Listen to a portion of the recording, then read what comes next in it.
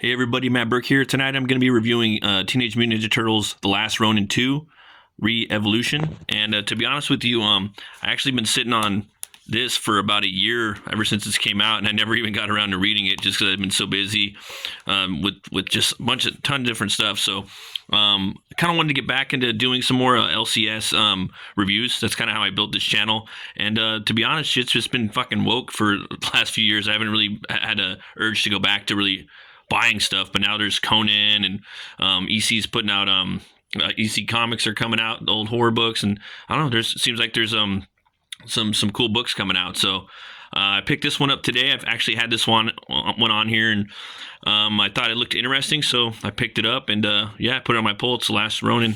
What I do like about it, it's oversized print. It's got a nice glossy finish on it, and well, I don't know about the back. That's kind of weak, just an ad. But yeah, man, I'm gonna do reviews too on the Last Ronin. So from what I gathered, this wasn't too spoilery. I already know about the spoilers for the other book. It was just kind of hard not to review, hard not to miss the whole Mikey thing. So I already knew about that, but I'm gonna go back and do deep dives on that because it's just awesome. This story starts up with spoilers, just let you guys know. This is going to be a spoiler review. And you got Casey Jones's daughter. She's running the show now. She's basically like the she's like the mom. Her and April they're the moms of the new Turtles, and she's took over the mantle of Casey Jones. So her middle name's Maria. I think she's got a cool design. She kind of reminds me of like the Huntress from DC Comics. Yeah, she kind of got like a Gina Carano feel. I could see her like doing the role. She looks pretty badass. It starts up with this really cool fight sequence. I like this large printing format. It just you could do these. They do these long panels, so you could really let the fights breathe. And it's just you get that double page spread almost on every page, and then you can just do these really cool things with these panels. This is something I'm actually doing with my next book that I'm making, Hell War, very similar to this. And yeah, man, it's just the large format. It's almost like like the magazine style. So really cool illustrations in here. The colors are awesome. They're not like overly rendered. The artwork looks fantastic in here. It's really cool action sequences. They're not afraid to have a little bit of the blood. I like this scene right here where this chick comes up and just tries to hit her with the flamethrower, and then she just knocks her the fuck out. And yeah, man, like she looks feminine too. I mean, don't get me wrong, she's got a lot of muscles, but they're not afraid to let you know it's a female. You know what I'm saying? She definitely has her curves and whatnot, so that's cool. Yeah. And right here, you pick up with the new Turtles, man. It starts off with them communicating via telepathy, which I thought that was pretty cool. And you got the new design of the Turtles, with the Last Ronin. I don't know, man. Like it's kind of hard to break the iconoclast of the four. You know what I mean? You got the Leonardo, Michelangelo, Raphael, and Donatello. They got their colors. They have their assigned weapons. Like, where do you go from there? You're gonna have to, bring in some new, different species of turtles and whatnot. So in here, I'm still trying to figure their names out. But yeah, this guy, he's a little smaller. He's solid white, and I believe that they all kind of have the nunchucks. So I don't know if that's like something they took on from Michelangelo, to where it's just like maybe they started out learning how to train with nunchucks because that was Mikey's favorite and they looked up to him. But I think that's kind of cool, and I'm just really curious to see what they're all going to bring to the table. He kind of reminds me of Leonardo the most, though, And then you have this dude right here. He's like just shorter. He's like a little runt. I thought that was pretty cool. And then he has the well, we can even look at the cover. He has the orange like tatted on his face, and he's got a little face mask right here, I believe. And all right, that might be him right there. It's kind of hard to tell, to be honest. Yeah, kind of hard to tell, but he's like I believe he's like the run of the group. And then you have this dude right here. Him and this guy, they're kind of both like snapping turtles, but he's kind of like a smaller one.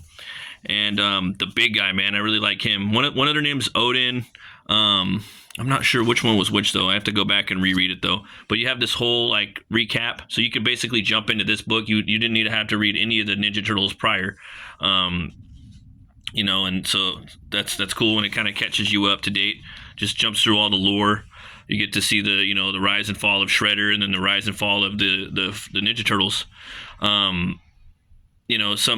We'll see how it goes. Like, so far, this book isn't woke. You do have to move the story forward. Like, if you gotta sometimes kill your darlings. In that case, being the main cast. That's how you keep it going. And I think when you sometimes kill off your characters, it makes them more everlasting to some degree. But where do you go from there? You know what I mean? And I like what they did with Mikey. And in here, the kids they go out. You see before that happens, you're gonna see now April's like a doctor. She's working in some sciencey stuff. They're building something, getting something ready. But here you see the boys are running around. They're just running around, going out in the city, getting into mischief, just like teenagers. But I kind of like the design. They look like post-apocalyptic Ninja Turtles, and going around doing flips and stuff like that. They definitely seem younger than the OG Turtles when they first debuted. A little bit of one of the newscasters in here was Jimmy Palmiotti, and I think the other one was Amanda Connor. So it was a little like comic book creator lore. And then the Turtles are basically forced out, to go and fight. They call Casey Jones Sensei, and her middle name's Marie. So she's like, yeah, damn it, Marie. See what happens. Little shot right there of them going out. It's really cool, man. Just seeing that white turtle, man. It's like kind of like death coming at you. I think it looks pretty cool. So he's got the forgive me for the light, but yeah, he's got the katana. He's got the nunchucks. He's got a bow. This guy's got nunchucks too. I think they all have nunchucks. This dude's got a hockey stick, because you got to remember that it's Casey Jones' daughter teaching. This one's got a sai, and again he's got the his skin's brown. And yeah, man, got the paint. I like the designs. I think they're pretty cool. Pretty cool, man. It's hard to switch it up. The book's action packed. Again, the paneling and the art looks fantastic. And I don't want to spoil too much more. There's one little thing that happens to this dude, and I think that's gonna might affect the way that he is portrayed throughout the book. After that, cool little like run up sequence right here. Does a little backflip. But yeah, so far, I give it one horn up. We'll see how the story goes. Yeah, to me, it's not woke so far. You know what I mean? So I thought it was pretty cool. Again, it's going to be a new series, and it's hard to move the story forward without sometimes killing the characters off, and then maybe they'll bring them back. You know what I mean? A lot of things could happen like that with multiverses and whatnot like that. But sometimes you don't want to bring them back, and sometimes you got to see what happens in the future. And then you could always go back and read the other ones. But yeah, definitely. I would check this book out. We'll see. I'd say give it a couple more reads, maybe the first 3 books or so, to let it get in there, see what their powers are and whatnot. I'm also going to be launching my Butch Cleaver 2 Second Chance campaign. It's coming up on St. Patrick's Day Eve. Well, actually, St. Patrick's Day at 12 a.m. So it would be Saturday night, Metal Movies and Brewskis on the 16th. And I'm going to be launching Second Chance on both of these, Butch Cleaver 1 and 2, and we're going to be having some prizes, giveaways.